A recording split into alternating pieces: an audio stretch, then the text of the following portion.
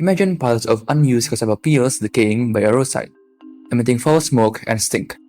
Cassavas are a staple crop in many countries. Its farming has doubled in recent decades, but processing it for flour and starch leaves behind mountains of waste. These cassava byproducts often rot or are burned in the open, releasing toxic compounds and foul odors. In fact, untreated cassava effluents and husks can contaminate soil and water, and deplete oxygen in rivers.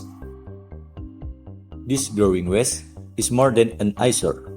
It's a significant environmental problem. Left to decompose, cassava fields produce methane and other harmful things, and they attract flies and pests. Communities often perceive cassava waste as major polluters. But what if we could turn this problem into a solution? What if cassava skins could become part of the answer to energy and waste challenge?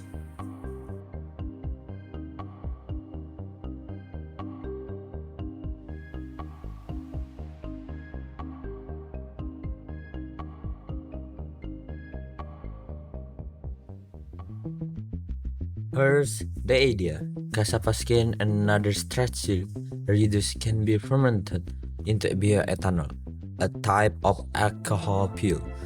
Bioethanol is renewable liquid fuel. In fact, ethanol can effectively replace gasoline, burning cleaner and cutting greenhouse gases. How do we do this? First, we grind the fuels, then add water and heat to convert starch to sugar. Then add yeast. The yeast fermented the sugar. It breaks them down to ethanol and carbon dioxide. After fermentation, we have a mixture of ethanol and water. Next comes distillation, heating the mixture to evaporate of water and capture the ethanol vapor, yielding nearly pure alcohol.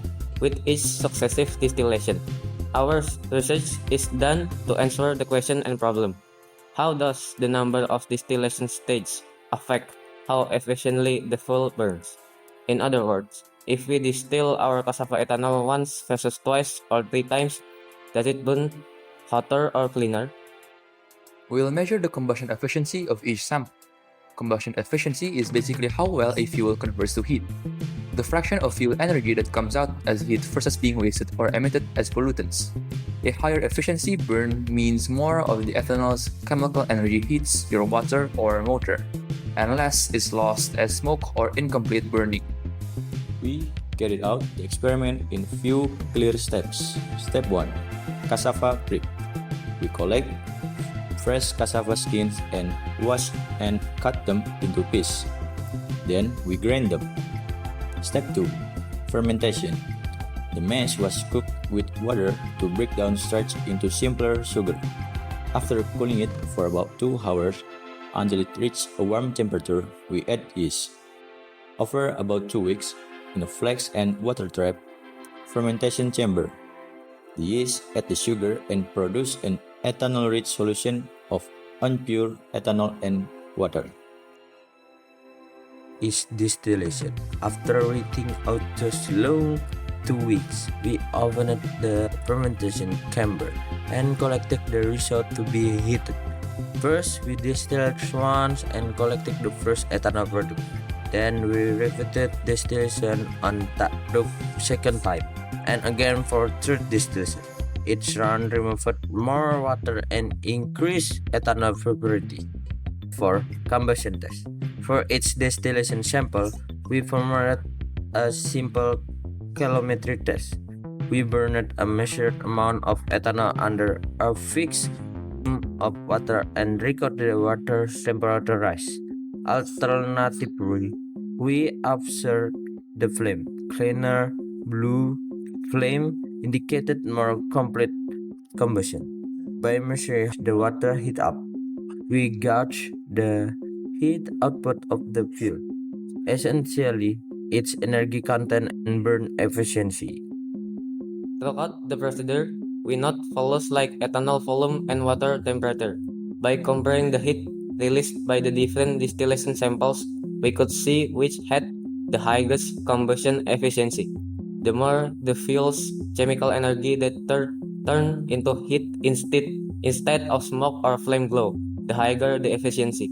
Our test showed a clear trend. The sample distilled more times burned more efficiently. The ones distilled ethanol had a cooler flame and heat the water less, while the triple distilled sample produced a hotter flame and raised the water temperature the most. In practical terms, extra distillation boosts the fuel's quality.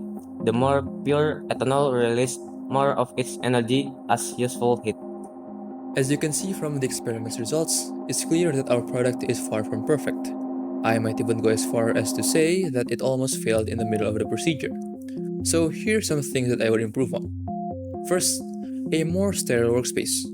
We were very limited in time and space, so we couldn't keep the experiment from experiencing changes from improper treatment. But this is actually a crucial factor in all types of experiments.